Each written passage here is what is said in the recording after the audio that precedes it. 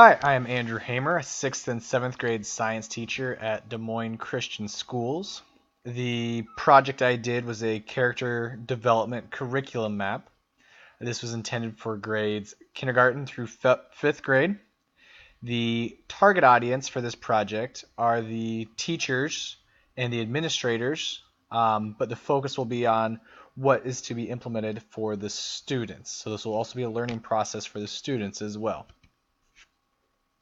A little background information is just through working with the different school districts I've had an opportunity to be a part of, a consistent thing, whether secular, private, public, Christian.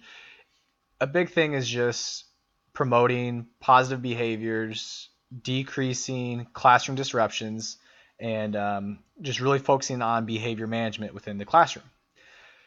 Across the country, this has been a trend of teachers expressing the difficulty, more teachers leaving the job, constraints of parents being less engaged with their students, and kind of allowing or relying on teachers to do more of the parenting as well.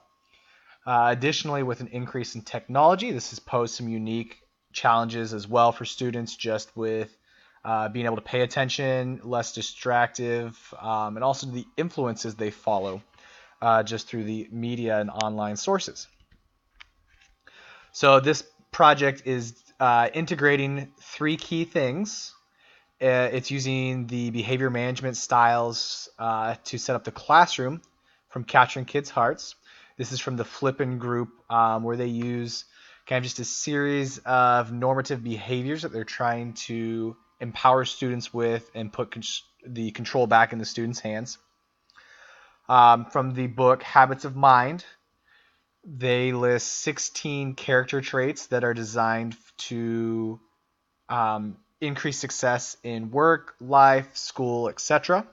From there, I chose 10 of the traits to really hone in on for the semester.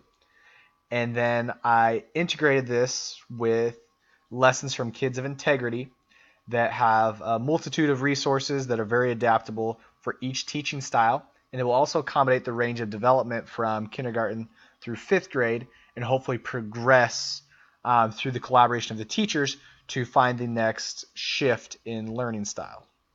So here's a quick list of the 10 focus character traits. I'm not going to go into detail on each one, but as you can see, they are listed intentionally in 21st century wording. So I chose, even though this is for a private Christian school, I chose to make it very adaptable to a secular public school. So, thinking flexibly, for example, on number 4, look at it another way, adaptability.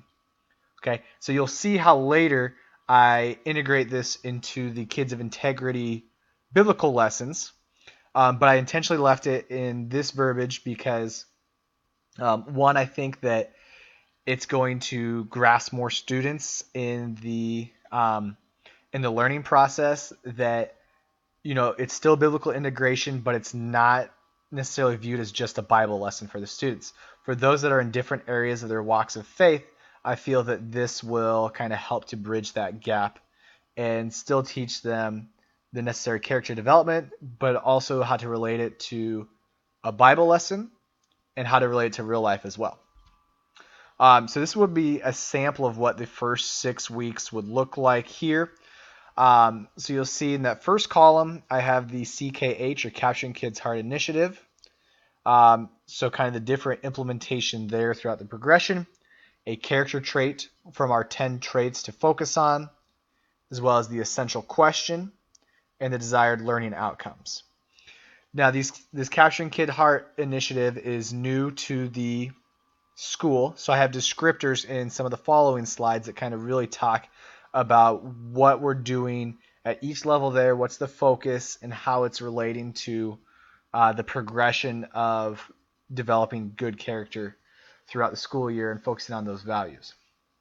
And then also later in the presentation, I'll discuss a sample lesson and kind of go through what that looks like. And we're actually using the lesson from weeks 1 and 2 of persistency, sticking to it, perseverance, with the essential questions: what would happen if everyone gave up after trying something once? And hopefully having the learning outcome that, is giving students the acknowledgement that many people failed and that, sometimes success comes after continually trying and not immediately, and how we can relate that to also our personal lives of prayer and related to the biblical sense of our Christian view from how God wants us to view perseverance.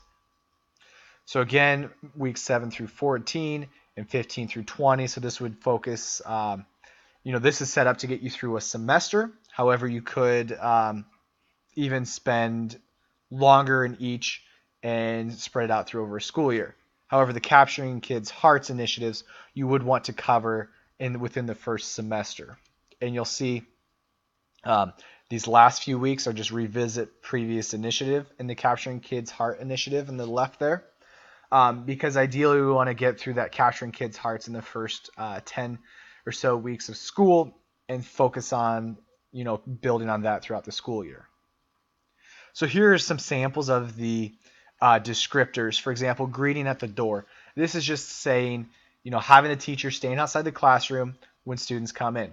This is especially important for transitions. Welcome the students back into your room when they come from a special or from recess. Okay, it's an opportunity for the teachers to, one, make physical contact with the student, to greet them by name, and it also allows to mitigate any negative or unwanted behaviors at the door, hopefully. It's also modeling, what an appropriate greeting is like, how to enter the classroom, and another opportunity just for relationship building. And then you'll see we also have things like the social contract, student roles, delegating tasks for the students to increase accountability. The 4 questions. This is instead of just telling a student to stop their negative behavior, it's having them acknowledge what they're doing wrong. Instead of saying, cause and effect punishment, we're looking at cause and effect of your negative action could have consequences if we don't adjust this behavior. So I really like the use of these 4 questions. It's something I've had experience in using in my own teaching practice, and it also helps me as a teacher to just get out of the constant nagging mode of getting after kids. We have some more, the affirmations, launch, Capturing Kids' Hearts descriptors here. This page would be an example of those 10 character traits linked to a integrity lesson. So each of these lessons on the right column have, it's a PDF it has prayers embedded, Bible lessons, applications to life, applications to, drawing it into what the connections, biblical connections there are, and it gives good resources for parents, teachers, students alike, including activities. So we'll walk through what one of those sample lessons might look like. This would be for lower elementary, but could also be easily adapted for upper elementary with just a few simple tweaks from the teacher. So the character trait we're looking at would be persistency, or sticking to it, perseverance, not giving up essentially. Depending on how young the child is, just kind of wording it in an appropriate way.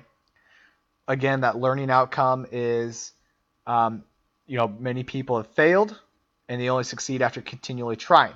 We've got a lot of good biblical examples that we can use, as well as personal examples. Our essential question, what would happen if everyone gave up after trying something once? We would start out with, this would be a potential opening video from Nemo that it explains, it shows Nemo struggling and some of the perseverance. So this is just a 4-minute video clip that would be a great introductory video.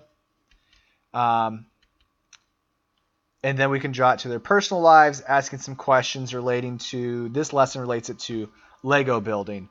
So doing something with a non-dominant hand, then trying to, keep practicing until you get the hang of it. And the Bible story here is the persistence builder, relating it to Noah and the perseverance and persistence he had with building the ark. We have application and assessments for each of these as well. For the younger kids, it's a lot more of, talk me through this, show me an example, trying to explain, and then as they get older, more written reflection pieces, or even finding specific examples in everyday life. And here is just some of the resources that were utilized and links to the various groups like Flippin' Group for Capturing Kids' Hearts and Kids of Integrity lessons. As far as implementation, again, just looking at getting the teachers on board. The biggest fear would be teacher not getting enough teacher buy-in. And so working to really just show the value of this, getting the teachers to go full in on this and really sell the lessons. And that, I think that response will be greater dividends from the children and their behaviors as well, that will reach the overall goal of reducing negative behaviors, office referrals, and increasing, student affirmations to one another as well as attendance. So thank you for listening to the presentation, and hopefully this is something that provided some insight to those as well.